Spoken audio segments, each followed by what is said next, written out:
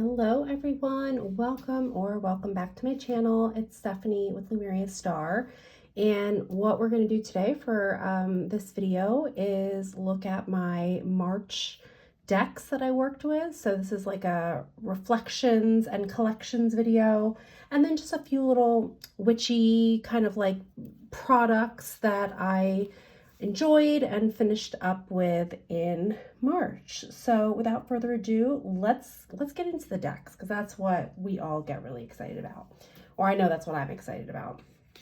So the first deck that I used in March is the Alpaca Tarot. This deck was sent to me by the creator, and this deck is so cute.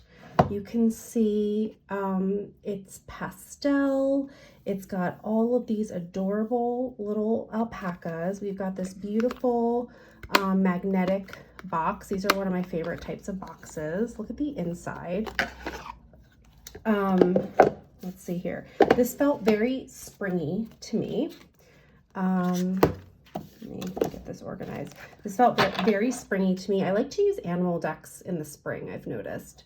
So that's why I used it in March. These are the pretty backs. We've got nice kind of like gold holographic edging. And the artwork is so cute, so pastel. It's kind of got that kawaii a little bit kind of vibe, that like very cutesy vibe. The alpacas are adorable. I feel, and this is very, very Rider-Waite Smith, as you'll see. So I think it's a great beginner deck if you're just familiar and read the RWS.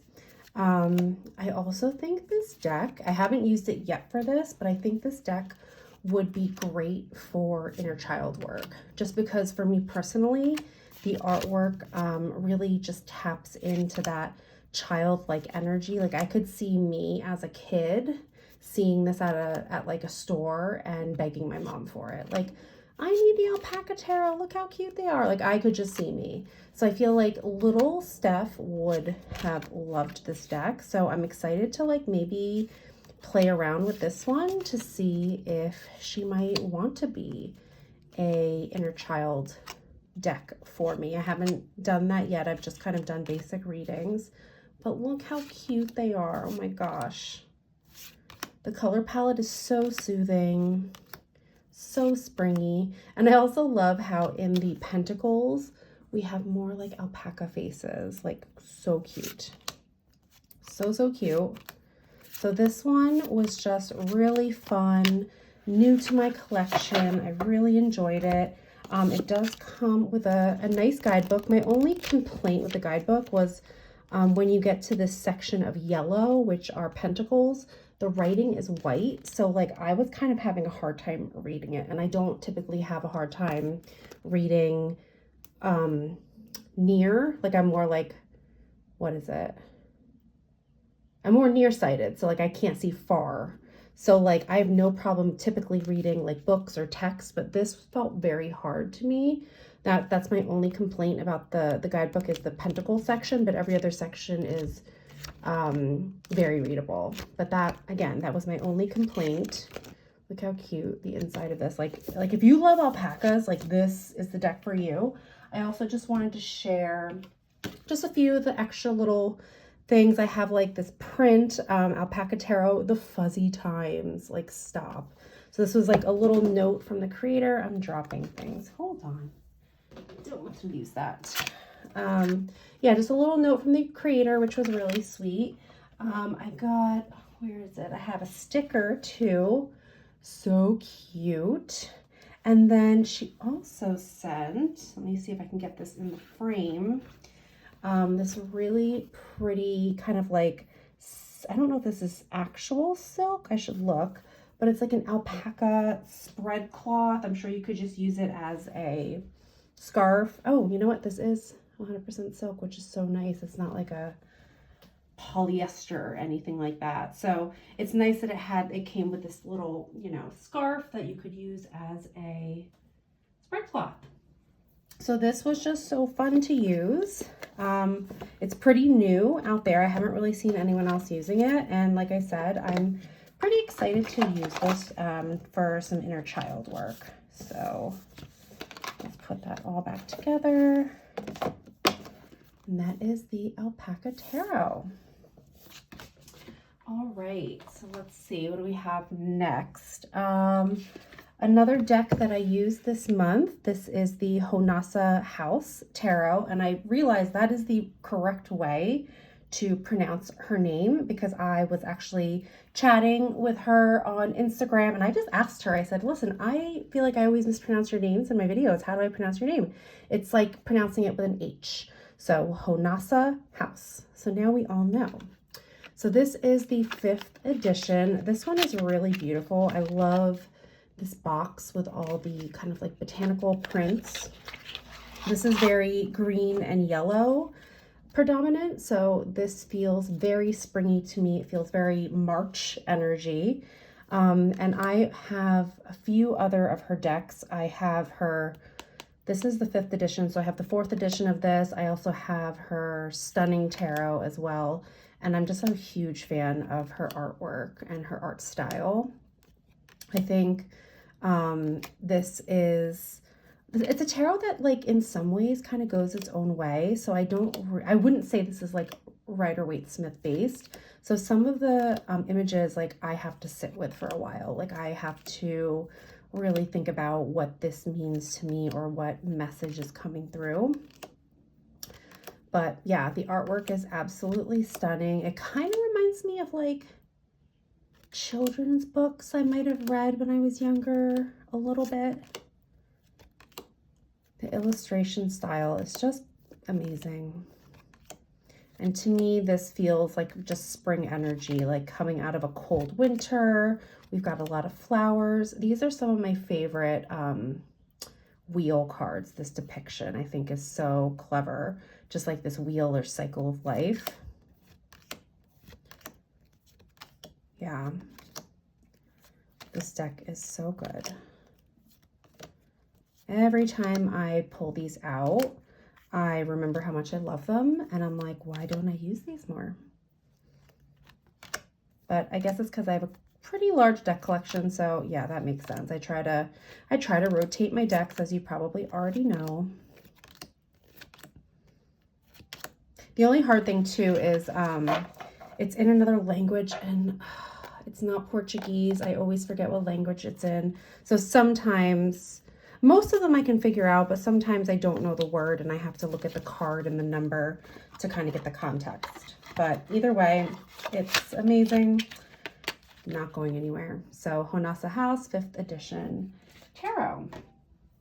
Okay, so another deck that was new to me, I backed this one on Kickstarter. This is the Jupiter Power Tarot. This is by 6 Sad Girls, and it's the same creators as the Mars Power Tarot, the Star Power, and the Mars Power. I only have the Moon Power Tarot, which I love. The other ones I wasn't super drawn to getting. This one, the second I saw the artwork, I was like, hell yes. I love everything about this deck. These are the backs. We've got like a silver edging here. So this is kind of a very limited color palette. So we've got like blues and greens, blacks and whites, and it's very, I love when I pull a bunch of cards and just seeing the color palette. This is very botanical heavy, which at first confused me. Well, actually it still kind of confuses me. Let me take a step back. When I first ordered this, I thought this would be like Jupiter, like the planet. Unless I missed it in the guidebook, I still don't know why this is considered or why it's called Jupiter Power Tarot, because it's all botanicals and the guidebook is written with every card explaining what flower or plant or herb it is and telling you a little bit about it, which is awesome. I love that. But I think I missed the connection with Jupiter. Again, I might have missed it in the guidebook. So if you have this deck and you know, let me know if I missed it or if I didn't miss it. But anyway, regardless, this deck is so freaking cool and it's just beautiful. Like, look at all these plant figures. It's weird. It's beautiful. which is right in my wheelhouse. I love weird and beautiful.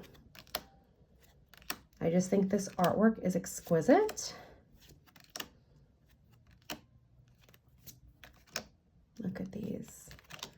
The restrained color palette is just so pleasing to me for some reason. I don't always love decks like that, but this one just for some reason hits all the right notes. So let me know in the comments below if you'd like to see a full walkthrough of this one. I haven't done one yet, but I can certainly do that if I have enough people who want to see the full deck. But this one is great. I'll show a little bit of the guidebook too. So we have a nice kind of like pretty chunky guidebook.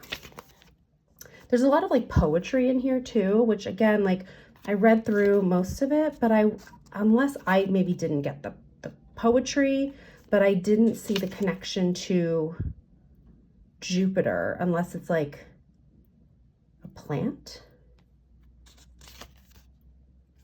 So this is all kind of like free form poetry.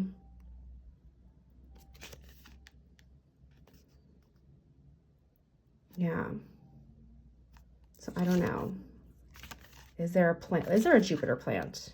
So you can see here every card, it has a plant or flower in the artwork, and then it tells you a little bit about that, and then a divination meeting, and it does that for all the cards. There are some like photo images in here, so it's really interesting. I'm just curious if I missed why it's called Jupiter Tarot. So unless I'm just like really stupid, I don't know.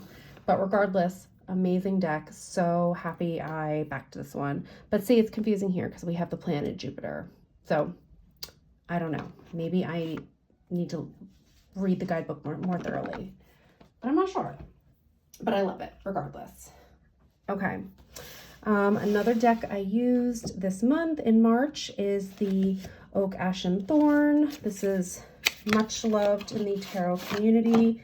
Like I mentioned before, I tend to really like reach for animal decks in early spring. To me, even though I feel like the actual imagery is a little more like fall, at least the colors, but to me, I feel like it could also be like, I mean, I know there's leaves on the trees, so it does have a fall vibe, but I feel like the color palette also lends itself to like the barren landscapes of winter and animals coming out of hibernation. Like that's the vibe this deck gives me, like rainy, cold spring days.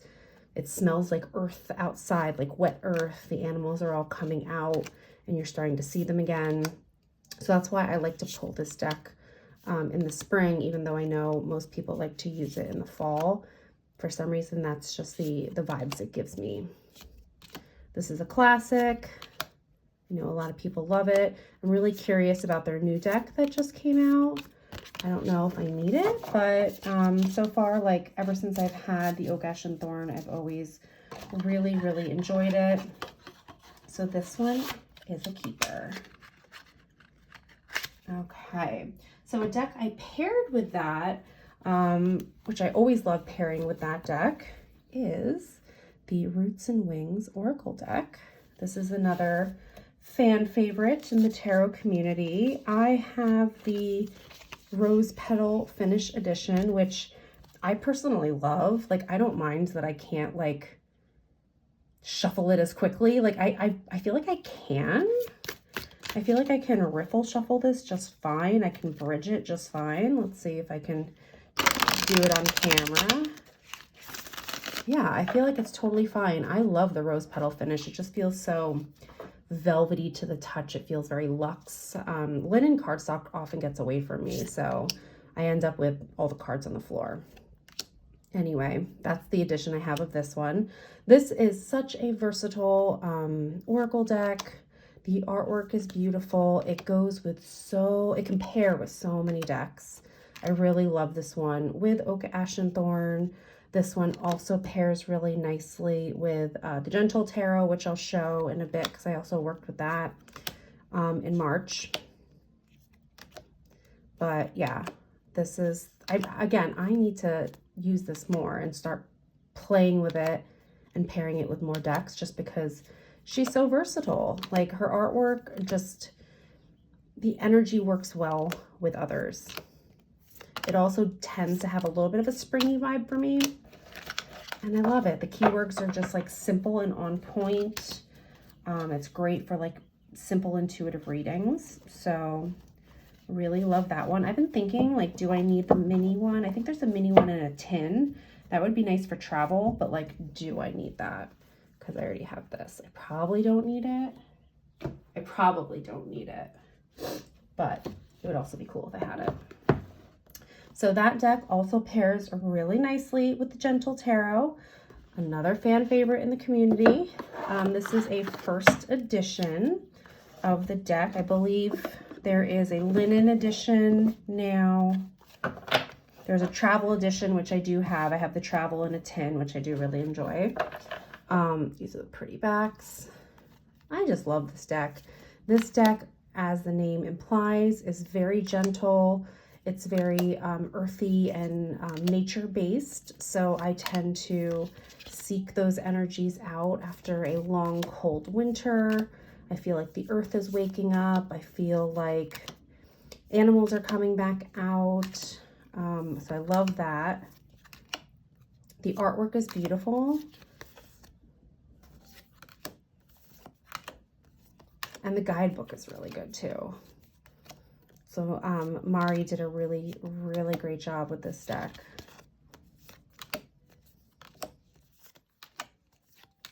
So this always gives me very, very accurate and very poignant readings whenever I use this deck. And I saw she's coming out with an oracle, so I'm pretty excited about that. That one I definitely want to have in my collection and see how maybe these work together. And I really love this death card too. Probably one of my favorites.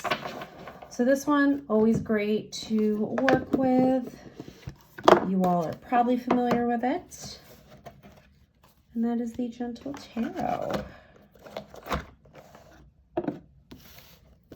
Okay, I also paired it with kind of like a little bit of a sister-ish deck. That is the Song of the Grandmothers. So it's illustrated by the creator of the Gentle Tarot, Mari in the Sky, and created and written by Kara Simons. So this deck really took me by surprise. This was sent to me, I think I got this last year or 2 years ago, I forget, by the creator, Kara. And I was just curious about it, and I mentioned that, I think, in a video or on Instagram, and she saw it and she's like, I'd love to send you a copy and see what you think. And I was so grateful for that. And wow, this deck, I have to admit, like, I probably wouldn't have picked it up otherwise, but there was something about it I was curious about. It felt like a very animal-based oracle, which sometimes I do struggle with those, but really what it is, it's grandmother energy. And she shares in the guidebook how she had like complicated relationships with grandmother energy. If I remember correctly, maybe she didn't have a grandmother, or her grandmother's passed. It's in the guidebook, so don't quote me on that. But it really resonated with me because I also have complicated feelings about grandmother energy. My mom's mom, my Lola, lived in the Philippines, so I only had met her like twice in my life.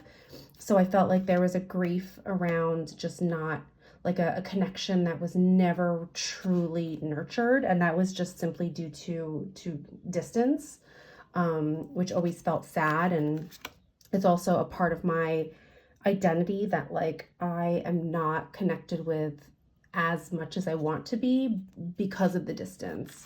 All of my mom's family lives in the Philippines, so like it's just I wasn't ever able to foster that. So there's a little bit of grief there.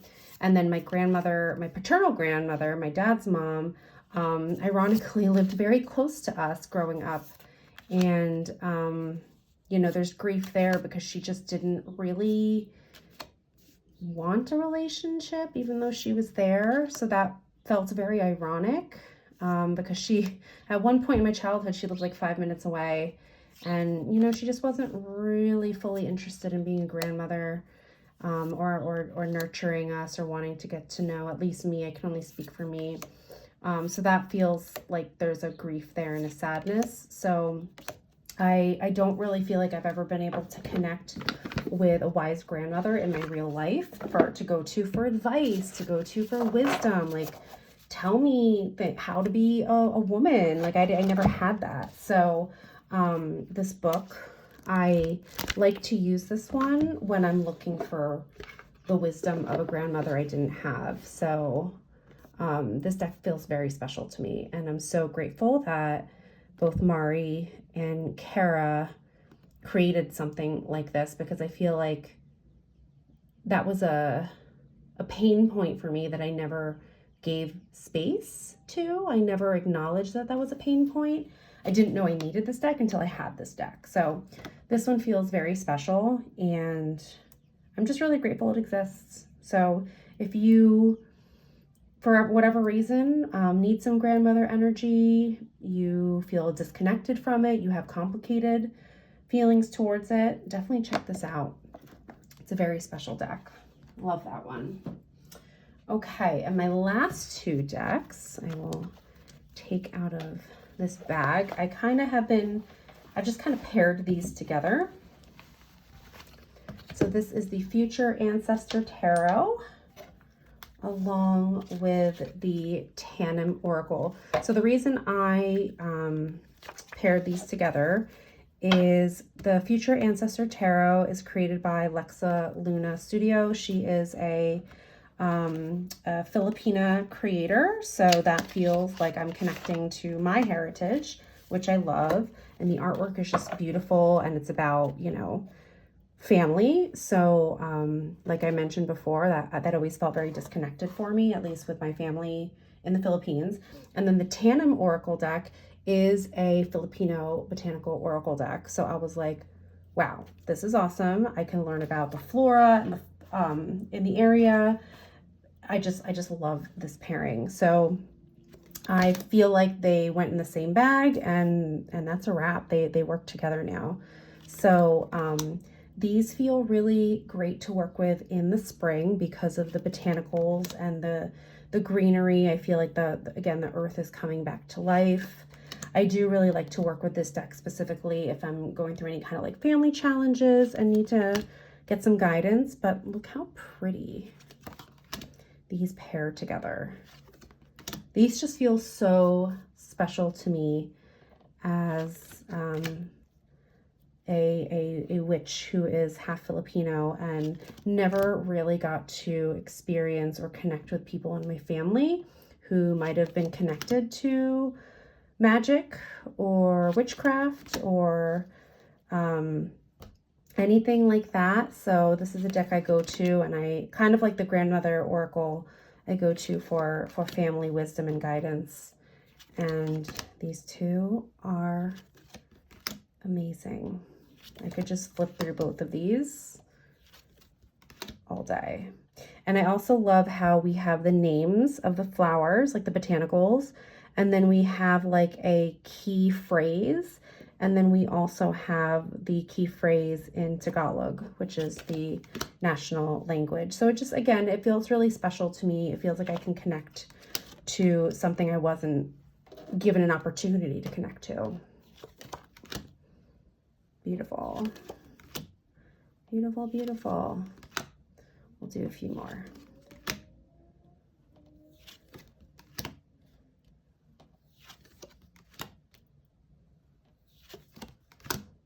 So good.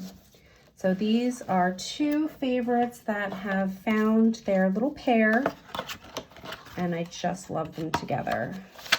They also work really great separately, but I do think they enjoy working together. So let's put those back in their bags.